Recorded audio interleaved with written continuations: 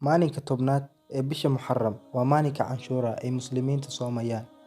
Waxaa laga soo qaadaa maalinka tobnaad ee bisha Muxarram maalinka Canshuura Muslimiinta agtooda waana maalin bannaan in la soomo. Waxaa ka soo aroortay arrinkaas axaadiis fara badan. Axaadiistaas oo sheegaysa fadliga ay leedahay maalinka Canshuura iyo ajarka soonkaas. Sababta ugu weyn ee ka dambeysay in la sharciyo soonka maalinka Canshuura waa markii uu Alle Subxaanahu wa Tacaala badbaadiyay Nabiyullaahi Muuse calayhi salaam iyo qoomkiisa Bani Israa'iil. Waxaa ku soo arooray Bukhaari iyo Muslim can Ibn Cabbaas radiyallahu canhuma.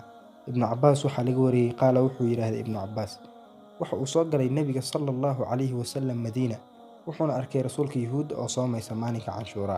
Wuxuu dhahay rasuulka sallallahu calayhi wasallam waa maxay soonkan aad soomantihiin maanta? Yahuuddii waxay dhaheen waa maalin uu Alle Subxaanahu wa Tacaala badbaadiyay Bani Israa'iil uu ka badbaadiyay qabashadii Fircoon iyo kooxdiisa. Rasuulka sallallahu calayhi wasallam wuxuu dhahay aniga ayaa idinkaga xaq badan Muuse idinka. Wuuna soomay wuxuuna amray rasuulka sallallahu calayhi wasallam in la soomo. Ummul mu'miniin hooyadii mu'miniinta Caaisha radiyallahu canha waxaa laga warinayaa waxay dhahday maalinka Canshuura waxay ahayd maalin ay soomto Quraysh jaahiliyada. Rasuulkana wuxuu ahaa sallallahu calayhi wasallam mid sooma. Markii uu soo galay magaalada Madiino rasuulka sallallahu calayhi wasallam wuu soomay wuxuuna amray dadka in ay soomaan. Markii la waajib yeelay bisha barakaysan ee Ramadaan rasuulka sallallahu calayhi wasallam wuxuu dhahay qofkii doona ha soomo qofkii doonana ha ka tago. Xadiiskan waxaa warinaya Bukhaari iyo Muslim. Fadliga uu leeyahay in la soomo maalinka Canshuura.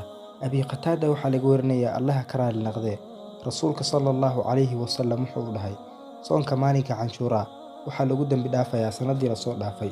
Soonka Carafana waxaa lagu dambi dhaafayaa labadii sano la soo dhaafay iyo kuwa soo socdaba.